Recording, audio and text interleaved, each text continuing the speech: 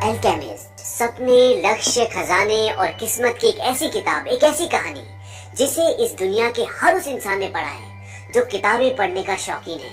और आज मैं वही कहानी आपको कम से कम शब्दों में सुनाने की कोशिश करूंगा। इस कहानी को शुरू करने से पहले मैं आपको एक और बात बताना चाहता हूँ कि अगर आप लोगों की जिंदगी के संघर्ष की सच्ची कहानियाँ सुनना चाहते हैं तो हमने नीचे डिस्क्रिप्शन में एक चैनल का लिंक दिया है, आप उसे भी सब्सक्राइब करें और लोगों की जिंदगी के सच्चे संघर्ष की कहानियाँ सुनें। ये कहानी है सेंटियागो की। सेंटियागो एक चरवाहा होता है। चरवाहा उसे कहते हैं कि जो भेड़ बकरियां चराता है, और सेंटियागो को दुनिया देखने का बड़ा शौक होता है और इसीलिए वो अपनी भेड़ों को एक गांव से दूसरे गांव, एक शहर से दूसरे शहर, दूर दूर तक चराने के लिए ले जाता था। वैसे तो सेंटियागो स्पेन का रहने वाला था, लेकिन उसका काम इस तरह का था कि उसने बहुत दुनिया देख ली थी। वो एक गांव से दूसरे गांव जाता और ऊन बेचता, और आखिरी बार उसने जिस मर्चेंट को ऊन बेचा था उसकी लड़की से सेंटियागो को प्यार हो जाता है। और अब इस बार वो दोबारा उसी गाँव में जा रहा है और उस गाँव का नाम है तरीफा। और वहां जाने के लिए वो बहुत एक्साइटेड है क्योंकि वो बहुत जल्दी उस लड़की से मिलने वाला है जिसे वो प्यार करता है। अब चलते चलते बहुत रात हो जाती है और सेंटियागो ये डिसाइड करता है कि आज रात मैं यहीं बिताऊंगा और कल सुबह यहाँ से निकलूंगा। तभी उसे एक चर्च दिखता है और उस चर्च के अंदर एक चिनार का पेड़ भी होता है। तो सबसे पहले सेंटियागो अपनी सारी भेड़ों को सेफ रखता है और उसके बाद उस चिनार के पेड़ के नीचे सो जाता है। और सोने के बाद उसे एक सपना आता है कि एक बच्चा आया, उसकी भेड़ों के साथ खेलता है और उसके बाद उसका हाथ पकड़ता है और मिस्र के पिरामिडों के पास ले जाता है और बोलता है कि ये रहा तुम्हारा खजाना। और इसके बाद सेंटियागो की नींद खुल जाती है। और ये सपना आज उसे पहली बार नहीं आया, ये सपना उसे कई बार आ चुका है। अब अगले दिन सेंटियागो बड़ा बेचैन रहता है क्योंकि एक ही सपना बार बार आने का कुछ तो मतलब होगा। तभी उसे याद आता है कि जिस गांव वो जा रहा है वहाँ पर एक औरत है जो सपनों का मतलब बताती है। अब सेंटियागो उस औरत के पास जाता है और बोलता है कि मुझे बार बार एक खजाने का यही सपना आता है। तो वो औरत बोलती है ठीक है, मैं तुम्हारे सपने का मतलब तुम्हें बता दूंगी, लेकिन तुम्हें अपने खजाने में से 10% मुझे देना पड़ेगा। सेंटियागो बोलता है ठीक है, दे देंगे। और तब वो औरत बताती है कि तुम्हें मिस्र जाना चाहिए और पिरामिड के पास तुम्हें तुम्हारा खजाना मिलेगा। सेंटियागो सोचता है पागल बना रही है मुझे, मैं कहाँ मिस्र जाऊंगा, और वो वहाँ से निकल जाता है। वहां से निकलने के बाद वो बाजार जाता है और बाजार से किताब खरीदता है। अब उसके पास एक बूढ़ा आदमी आता है और उससे खामखा बातें करना शुरू कर देता है और इस बात से सेंटियागो इरिटेट होना शुरू हो जाता है। और तब वो बूढ़ा बोलता है मैं तुम्हें तुम्हारे खजाने तक पहुंचा सकता हूँ। सेंटियागो सोचता है कि जरूर इसको उसी औरत ने भेजा है जिसके पास से मैं अभी अभी आ रहा हूँ, यानी कि जो सपनों का मतलब बताती है, क्योंकि उसने मुझसे फीस तो ली नहीं। अब इस आदमी के थ्रू मुझे बेवकूफ बना रही है। तभी वो आदमी बोलता है मेरा नाम मेल्किसेदेक है और मैं सेलेम का किंग हूँ। मुझे घूमने का शौक है और इसीलिए मैं भेष बदल कर घूमता रहता हूँ। और इसके साथ साथ वो उसको ऐसी सी बातें बताता है जो उसने कभी किसी को नहीं बताई होती। और वो बूढ़ा आदमी बोलता है मैं तुम्हें खजाने का पता बता सकता हूँ, लेकिन तुम्हें मुझे अपनी भेड़ों का 10वां हिस्सा देना होगा। सुनो बच्चे, जब इंसान जवान होता है तो उसे अपनी मंजिल का पता होता है और वो सपनों को देखना और उन्हें पूरा करने से नहीं डरता। पर जैसे जैसे वक्त बीतता है, उम्र बढ़ती है, तो नेगेटिव पावर इंसान को घेर लेती है और उसे हर काम मुश्किल और नामुमकिन लगता है। पता है, जब तुम किसी चीज को पूरे दिल से चाहते हो तो वो तुम्हारी जिंदगी का मिशन बन जाता है। फिर वो दुनिया घूमना हो, उस मर्चेंट की बेटी से शादी करना हो या फिर खजाना ढूंढना। जब तुम किसी चीज को सच्चे दिल से चाहते हो तो पूरी कायनात उसे तुमसे मिलाने की कोशिश करती है। अब सेंटियागो सोचता है कि मैं अपनी भेड़ों को और उस लड़की को छोड़कर इतनी दूर कैसे जा सकता हूँ। तब वो उस बूढ़े आदमी को बोलता है कि मैं तुम्हें अपनी भेड़ों के बदले उस खजाने में से 10% दे दूंगा। वो बूढ़ा आदमी बोलता है जो चीज तुमने अभी पाई नहीं उसे देने की अगर तुम पहले ही सोच लोगे तो उसे पाने की डिजायर को पहले ही खत्म कर दोगे। सेंटियागो सोचता है कि मैं अपने माँ बाप को छोड़ के आया और आज वो मेरे बिना रहना सीख गए, तो ये लड़की और ये भेड़े मेरे लिए मेरे माँ बाप से बढ़कर तो नहीं है, तो ये भी रहना सीख जाएंगे और मैं भी इनके बिना रहना सीख जाऊंगा। और अगले दिन सेंटियागो अपनी सारी भेड़ों को बेच देता है, सिर्फ 10% बचाता है जो उसने उस बूढ़े आदमी को देने का वादा किया था। अब सेंटियागो उसे 10% भेड़े दे देता है और वो बूढ़ा आदमी से बोलता है कि तुम्हें मिस्र जाना है पिरामिड के पास और वहाँ तुम्हें खजाना मिलेगा, लेकिन खजाना ढूंढने के लिए तुम्हें नेचर के सिग्नल्स को समझना पड़ेगा। और वो उसे 2 पत्थर भी देता है। वो कहता है कि नेचर के जो सिग्नल्स हैं उनको समझने के लिए ये पत्थर तुम्हें बहुत काम आएंगे। अब वो बूढ़ा आदमी उसे अफ्रीका के शिप में चढ़ा देता है और यही रास्ता होता है, पहले उसे अफ्रीका जाना है और अफ्रीका के बाद वो मिस्र जाएगा। अब जब वो अफ्रीका के तंजीर शहर में पहुंचता है तो उसका सारा पैसा सब कुछ चोरी हो जाता है और वो सोचता है कि मैंने बहुत बड़ी गलती कर दी यहाँ पर आके, क्योंकि अब मेरा सारा पैसे खत्म हो गए और मेरा अच्छा खासा जो पहले काम था वो भी खत्म हो गया। अब मैं करूँ तो क्या करूँ, अब मैं जाऊँ तो कहाँ जाऊँ, क्योंकि वो अफ्रीका में फंस चुका है। पर तभी उसे उस बूढ़े राजा की बात याद आती कि अगर तुम किसी चीज को सच्चे दिल से चाहो तो पूरी कायनात तुम्हें उससे मिलाने की साजिश करती है।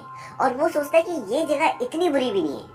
अब एक पहाड़ी पे जाता है जहाँ पर एक कांच का सामान बेचने की दुकान होती है। उसका सामान काफी गंदा पड़ा होता है, तो सैंटियागो उसको बोलता है कि मैं तुम्हारा सारा सामान साफ कर देता हूँ, बदले में तुम मुझे खाना खिला देना। वो दुकान का मालिक उसको कोई जवाब नहीं देता।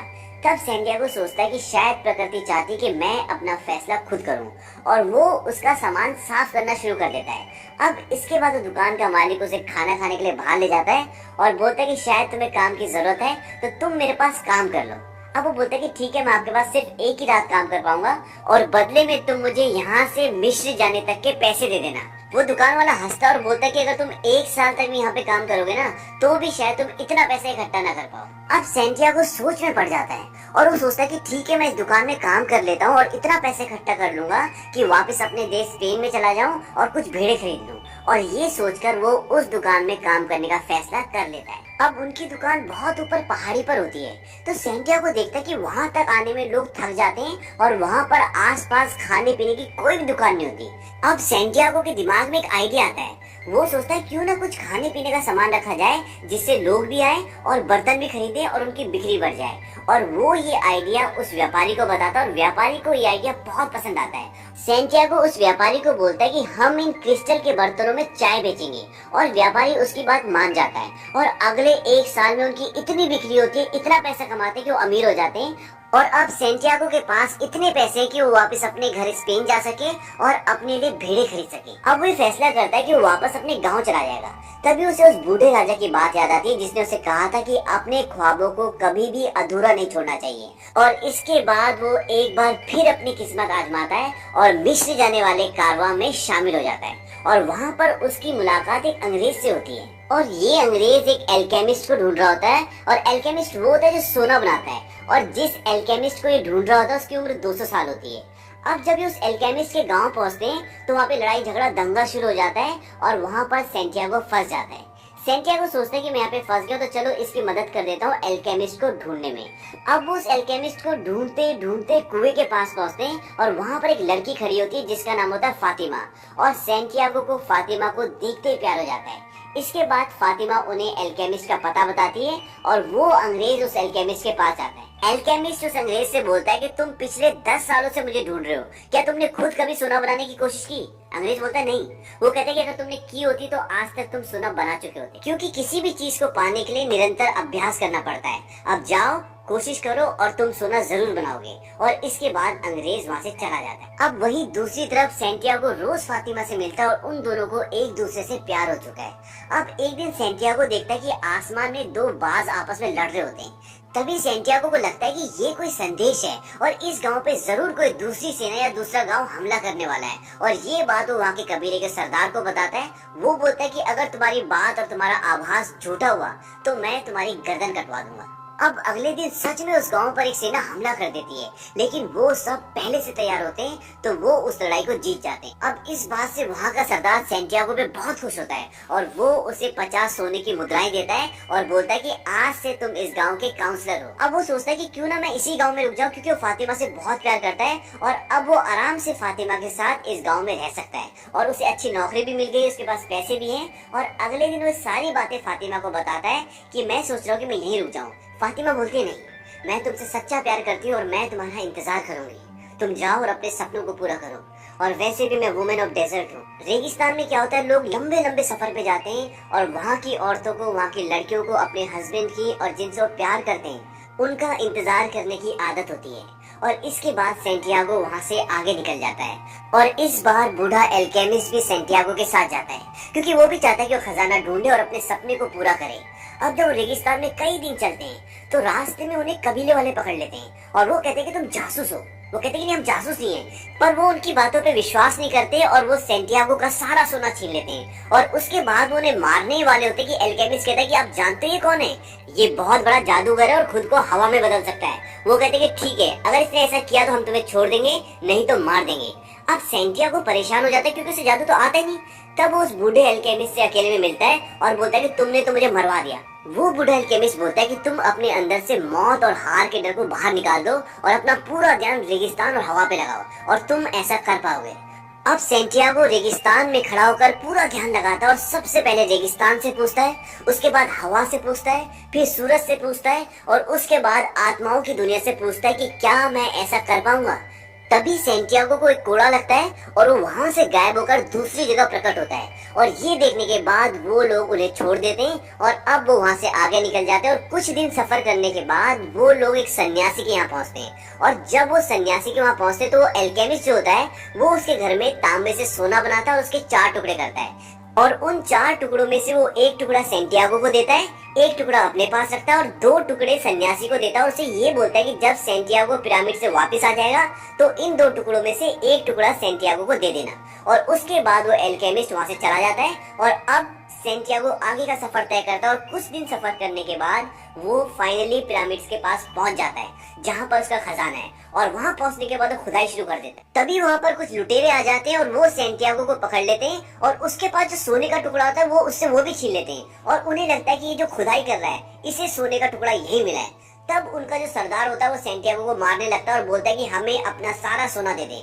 अब सेंटियागो उन्हें अपने सपने के बारे में बताता है, बोलता है कि मैं स्पेन का रहने वाला हूँ और मुझे बार बार सपना आता था कि मिस्र के पिरामिड्स के पास एक खजाना है और मैं उसी खजाने को ढूंढने के लिए आया हूँ। तब उनमें से एक बोलता है, अबे पागल है तो, अबे ऐसा सपना तो मुझे भी आता था कि स्पेन में एक टूटा फूटा चर्च है जिसमें एक चिनार का पेड़ है और वहाँ पर जो भेड़ बकरियां चराते हैं वो रेस्ट करते हैं और उसके नीचे खजाना दबा है। मैं तो नहीं गया। अरे भाई पागल है यार, चलो किसके बल्ले बढ़ गए भाई, चलो आगे निकलते हैं, हमारे को भी लूटना है। उनके जाने के बाद सेंटियागो बड़ा खुश होता है क्योंकि अभी इस आदमी ने जो डिस्क्रिप्शन दिया था ये उसी जगह का डिस्क्रिप्शन था जहां पर आखिरी बार वो अपनी भेड़ों के साथ सोया था और उसे वो सपना आया था। और उसे अब समझ में आ जाता है कि उसे सपने में इजिप्ट क्यों दिखा, क्योंकि इजिप्ट का सिंबल चिनार का पेड़ होता है। और अब उसे पता है कि उसी चिनार के पेड़ के नीचे खजाना है। अब वो वहां से वापस अपने देश स्पेन आ जाता है और उसी चर्च में जाता है और जब उस पेड़ के नीचे खुदाई करता है तो वहां पर सच में उसका खजाना होता है और वो खजाना निकाल लेता है। और खजाना निकालने के बाद अपने वादे के मुताबिक वो उस बूढ़ी औरत के पास जाता है जिसको उसने खजाने का 10% देने का वादा किया था, जो सपनों का मतलब बताती थी। और वो उसे उसका हिस्सा देता है और वहाँ से सीधा वो फातिमा के पास आ जाता है और वो दोनों शादी कर लेते हैं और उसके बाद वो हमेशा खुशी खुशी रहते हैं। तो ये थी कहानी एल्केमिस्ट की। ये बहुत ही फेमस बुक है और इस बुक को हर किसी को जरूर पढ़ना चाहिए। एल्केमिस्ट किताब से जो कुछ चीज हमें सीखने को मिलती है वो इस प्रकार है, जब तुम पूरे दिल से किसी चीज को पाना चाहते हो तभी तुम उस विश्वास के सबसे नजदीक होते हो और वो शक्ति सदैव सकारात्मक होती है। कुछ भी सीखने का एक ही तरीका है और वो है कर्म। जब तुम सचमुच किसी चीज को पाना चाहते हो तो संपूर्ण सृष्टि उसकी प्राप्ति में मदद के लिए तुम्हारे लिए षड्यंत्र रचती है। यानी कि जब तुम सचमुच किसी चीज को पूरे दिल से पाना चाहते हो तो उसके लिए पूरी कायनात आपकी मदद करती है। इस दुनिया में एक ही चीज है जो किसी भी सपने को पूरा होने से रोकती है और वो है असफलता का डर। इंतजार करना कष्टदायक है, भूलना कष्टदायक है, लेकिन ये न जानना कि इनमें से क्या करे सबसे अधिक कष्ट पहुंचाने वाला है। जीवन में जो साधारण चीजें होती हैं वही सबसे असाधारण होती हैं और केवल बुद्धिमान लोग ही इन्हें देख सकते हैं। हर किसी को स्पष्ट है कि और लोगों को अपना जीवन कैसे जीना चाहिए, पर उन्हें अपने बारे में कुछ भी नहीं पता होता। एक बच्चा अपने से बड़ों को 3 चीजें आराम से सिखा सकता है, बिना किसी कारण के खुश होना, हमेशा कुछ करने में व्यस्त होना और ये जानना कि जो वो चाहता है उसे पूरी ताकत के साथ कैसे मांगा जाए। दुनिया में कोई भी चीज कभी भी पूरी तरह से गलत नहीं होती, यहाँ तक कि रुकी हुई घड़ी भी दिन में 2 बार सही होती है। तुम वो हो जो तुम होने का यकीन करते हो। दुनिया का सबसे बड़ा झूठ क्या है? दुनिया का सबसे बड़ा झूठ ये है कि हमारे जीवन में एक समय ऐसा आता है जब हमारे साथ हो रही चीजों पर हम नियंत्रण खो देते हैं और हमारा पूरा जीवन भाग्य द्वारा नियंत्रित होने लगता है। मैंने जिंदगी में बहुत कुछ मिस किया और वो सिर्फ इसलिए क्योंकि मैं मिस करने से डरता था। जिंदगी में हर एक चीज बस एक ही बार होती है, वो फिर कभी नहीं हो सकती। लेकिन हर वो चीज जो 2 बार होती है, वो निश्चित रूप से तीसरी बार भी होगी। बुद्धिमान सिर्फ इसलिए बुद्धिमान है क्योंकि वो प्रेम करते हैं। मूर्ख सिर्फ इसलिए मूर्ख है क्योंकि वो सोचते हैं कि वो प्रेम को समझ सकते हैं।